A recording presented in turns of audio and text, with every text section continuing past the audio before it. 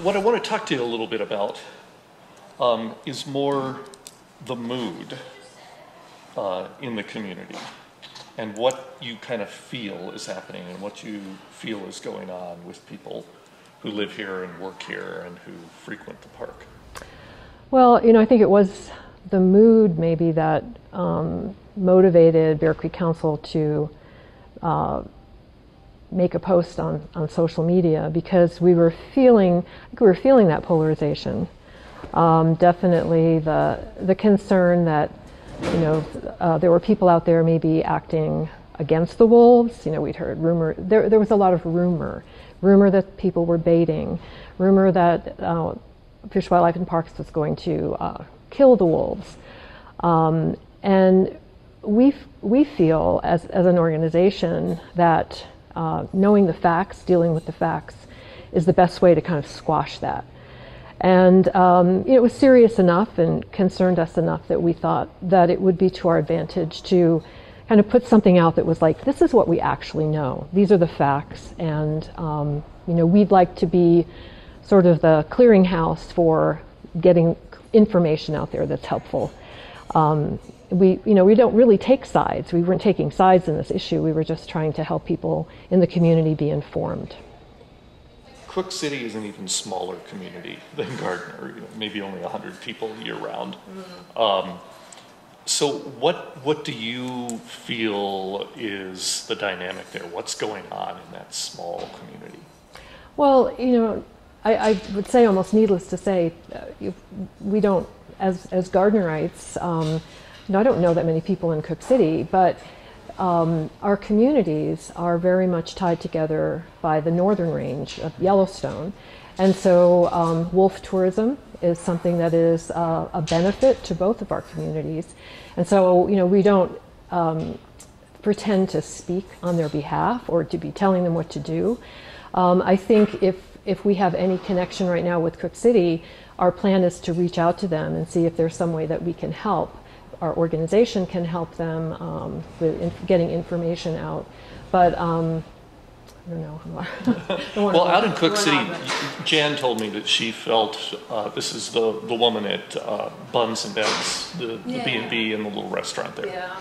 So she told me that she feels it's maybe 20% of the community's residents are anti-wolf, and the other 80% see it as a vital part of their tourism economy. Yeah. And so that leads to tensions, especially in a small group like that. Sure. Are you at all worried, or do you see concerns about how this social media reaction to the killing of this wolf has kind of gone worldwide? So the killing of 926. Yeah. I mean, it's certainly status quo. I mean, we would expect that to happen. And that's sort of the reason that happens is kind of the end result of having people come here and learn about the wolves. It's sort of a, what would you call it? That tourism is vital in our community, because so many people have come, and they come here because they want to see wolves. And when they come here and they see them, they get excited and they want to know more, and they do connect and bond with certain wolves, especially ones that they might have seen. And she happened to be one that is commonly seen, or was commonly seen, so it didn't surprise me at all. My friends from France wrote an email. Oh, this is terrible. I have a picture. This is the picture I took when I was here last time. So it's sort of it's something that links not just in our community, but in our country and around the world. It's amazing. You're a guide. You guide people wolf watching. Has your business been affected by this? My business is pretty small, so I wouldn't say that it has been affected. And I focus on geology, but all of my clients, when they come here, want to see a bear or a wolf, preferably as much wildlife as possible. I can't say that it's directly impacted my business at this stage, no. Now, the wolf that was shot was 926 was shot legally, and was shot outside of the park. Yes. So there's like no law broken here. But do you think that this is the sort of thing where either there shouldn't be a wolf quota in these areas so close to the park, or people should voluntarily restrain themselves? Voluntarily restrain themselves. I don't think that's going to happen. Well, you know, I think that Yellowstone wolves should be considered special or a subset of the general wolf population because of their value, not only to tourism, but to science. So many of the wolves that have been taken legally in the hunt have been collared wolves. And when you lose that, you're losing a tremendous amount of data. And I'm not sure that that's something that people necessarily think about. I believe that we should have quotas. It would be nice if that quota was 0 when it comes to Yellowstone wolves in those areas just outside the park.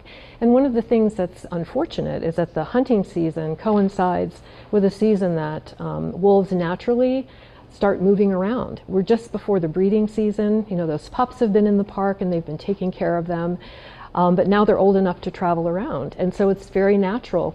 Cook City is a natural corridor for wolves to travel through, as is the Gardner area. We have wolves around here as well. So it's very natural for them to leave the park, but they don't know they're leaving the park. And so then they become hunted.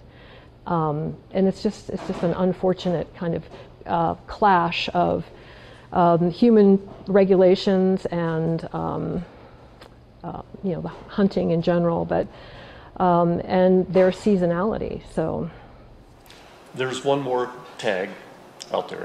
There's one more permit between now and March in that zone. What happens when a second wolf is taken, especially if it's known to be a Yellowstone wolf?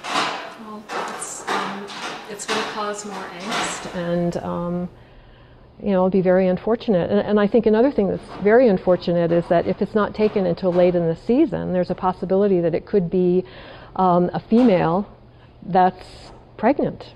And not only will we lose that wolf, but we'll lose whatever pup she might have been carrying. And I know that's happened in the past. So we had asked at one time as an organization to end the hunt at an earlier time so that wouldn't be a possibility. Because there's that whole month. Around February 14th is the middle of February is when they will be breeding. And so, there's a whole month there that's a possibility. You talked a little bit earlier about, and you talk in the post on Facebook about things that people can do to maybe control where the wolves go, both in Silvergate and Cook City, and maybe around Gardner here too. What are some of those things? Well, I don't know that we can control what the wolves do, but we all live in a wild place. I mean, even Bozeman is a wild place. And so we have to be aware and take responsibility for interactions that we could inadvertently cause with wildlife that would be deleterious to the wildlife.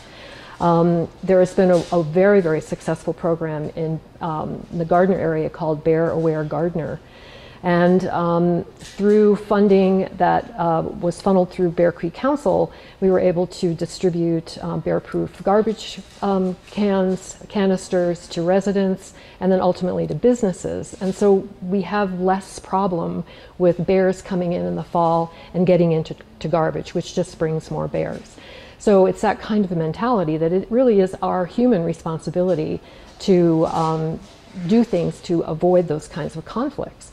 And so, with wolves, certainly they don't like other canids. So if you have a dog or dogs out in the yard, it's not like they're an attractant, but if their paths cross, you can be guaranteed that there's going to be a problem.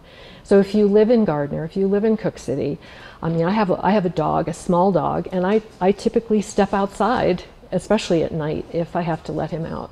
And we need to take that very, very seriously and make sure that we don't feed the dog outside or leave food around in any way that would attract them, especially if we, know that they're around or at certain times of the year when it's more of an issue than at other times. So you really see this as an issue. People should take the same kind of responsibility toward wolves and our human interactions with them as we do for bears. Absolutely, and mountain lions, and yeah, there are a lot of different species around here that we can interact with. I had a raccoon on my porch, and he was attracted because I had birdseed. Well, that wasn't his fault. I live in a river corridor. It was my fault, so the birdseed went away. Not because I have a problem with raccoons, but he shouldn't be interacting with me and my dog. So that was my responsibility. I had attracted him. It was my fault. You know, I spoke with a local hunting guide who does not guide for wolf hunting and does not agree with killing wolves close to the park here. Good. Some hunters do. Do you see this as a real outdoors versus hunting standoff here, or is there a possibility to reach some common ground to somehow make the hunters happy and people who are environmentalists or outdoor enthusiasts happy?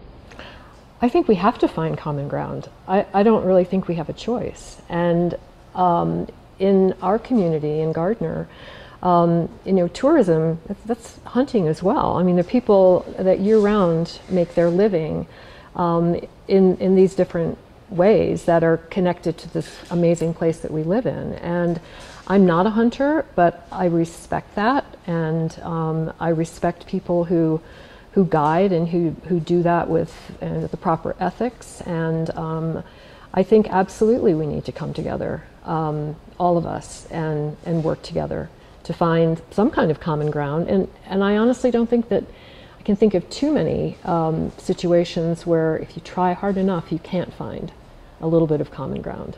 How might you do that? How might you do that? Yeah.